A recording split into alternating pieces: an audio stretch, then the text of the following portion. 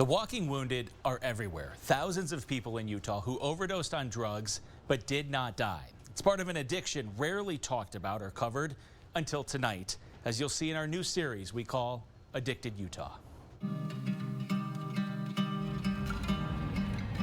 When I would use, I had nothing better to do, and I would just, go ask people for money and come back, and then I would just basically pass out. A walk downtown with an addict. So you would buy drugs right there? Oh, yeah. Majority that was down there, right at the opening of that is where they would be. Allie York's drug use became more expensive than the cheap motels she would live in. And more important. Where would you sleep? Right there on the sidewalk. So basically on this sidewalk that we're on right now? Yep. Allie wasn't always homeless or addicted to drugs. She grew up privileged. Faith was in her life, but early on she knew she was gay. I didn't really know how to feel. It was very conflicting, so the opiates just made me feel okay. Allie took her first opioid, a Loratab, at 16 years old. And it had progressed that drastic to Oxycontin in probably a matter of 6 months. It was very, very quick for me. She would convince her friends to give her leftover prescriptions, but it wasn't enough for the now 19-year-old. I would rob people. I would steal.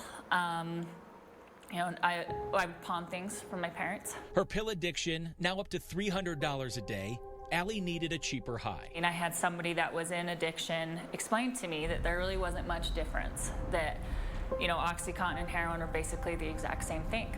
Allie also abused alcohol, which almost killed her. She recalls waking up in the hospital with a nurse at her bedside. She proceeded to tell me what, my blood alcohol content was, and it was a 0.52, and that I was a miracle that I had survived. Since 2016, Utah was one of 33 states to receive more than $12 million, specifically for overdose preventative resources. Yet over that same time, non-fatal overdoses have gone up each year. How many overdose calls have you been on in those 4 years? Probably 300 or 400. 11,814 people have needed help for an overdose by a Utah first responder since 2016. These are people who did not die. About 40% of those happened in the Salt Lake Metro, the area paramedic Garrett Wood works in. It's not surprising that there's that many. I think there's probably more. I mean, it comes in waves, but some seasons we'll go on 10 plus a day. Utah was one of just 4 states the CDC says saw a significant increase in opioid and all drug-related non-fatal overdoses.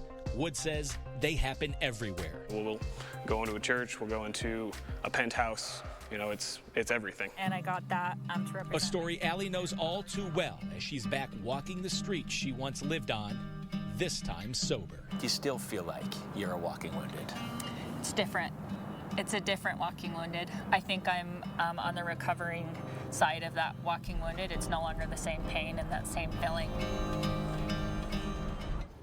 That woman right there, Allie York, has been sober now for more than a year. She works for Steps Recovery, and they specialize in helping addicts get clean. I've put a full interview between Allie and I up on our website, KUTV.com, where we will also talk about resources and for those people looking for help. And that's the thing about this, Sean, is that we're not just talking about the issues and the problems. We're also talking about the recovery steps, the resources that are out there and available for everybody. It's a huge problem here in Utah, especially. It most certainly is. And we're going to be looking at all types of addiction, not just drugs and opioids, which obviously is a huge problem, but many different types of addiction. But there's a lot of resources out there.